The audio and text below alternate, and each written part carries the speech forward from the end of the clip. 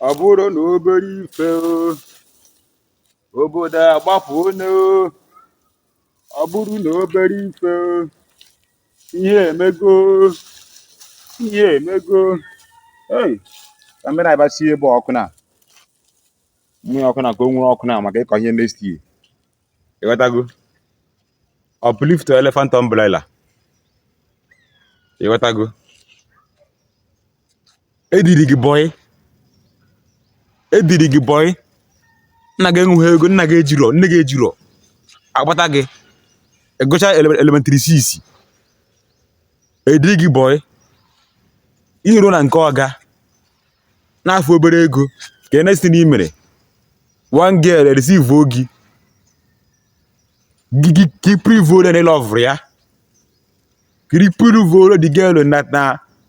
ngwa oji sa agwa o nwere kiri fi ga-eji approve the girl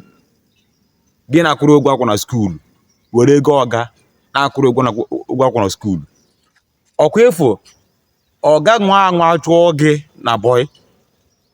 nwa nne ya ọ gafetara njiri aka 24 gala gị n'ike 24 gala gị n'ike ka ezifi na-agụziri nwa ego akwụkwọ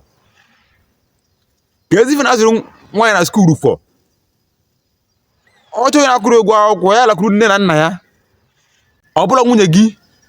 mara ife iso nọmba 6 ebe unu kwesịrị ịma ife ọ na-agaghị amụ ife ebe unu kwesịrị ịma ife ọ na-agaghị amụ ife kedu ife ị na-azụrụ nwaanyị na akwụkwọ na yunivasiti ọga oko ọga yunisiki ya na-ara amụ na agbụ ha amụ gị na-azụ ya na skuulu ịpụta n'ogbe ịpụta n'ime afịa a na-eto gị ọngwa bụ n'ogbe na-eme ọngwa bụ n'ime afịa na-eme oruzie echi ọ ga-chụọ gị na bọyị gị sọ ọ gaghị egbu ogo n'isi afọ 8 years okweghị setụrụ gị ọ na-eme igbo onye ori ịnazụ nwaanyị n'akwụkwọ iji ego ọga arụ ụlọ bụ ụlọ ọ na-eme igbo onye ori ka eziri n'iri ibebasiri bọyị mmatị gị na bọyị bụ ịbịa gị help ọga grow his business ka o wee fu ego wee kwado gị iji wee too your own tomorrow gị bazie buruzie agbata uhie buruzie problem to ọga gị mee expect oru echi ọga chọpụta ya kọrọ gị aka user number 6 azụrụ nwaanyị n'akwụkwọ enweghị ekwesịghị enweghị anything ekwesịghị inwe anything until gị si n'aka ọ ga-apụta eduo gị ime ozi ọfụma ịchọzie na Canada nke gbasara gị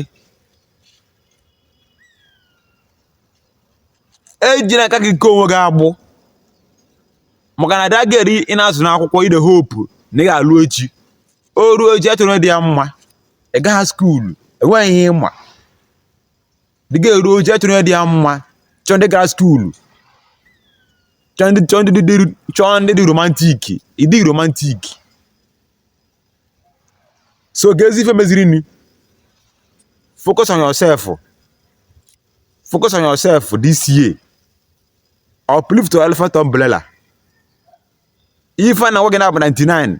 mpa gị na mmụọnụ ama ngwa ụnụ ya ife na-apịarị gị na bụ ole azụrụ nwaanyị n'akwụkwọ saa avụ ọgọ ọfụma ka ọ ga duo gị daalụnụ.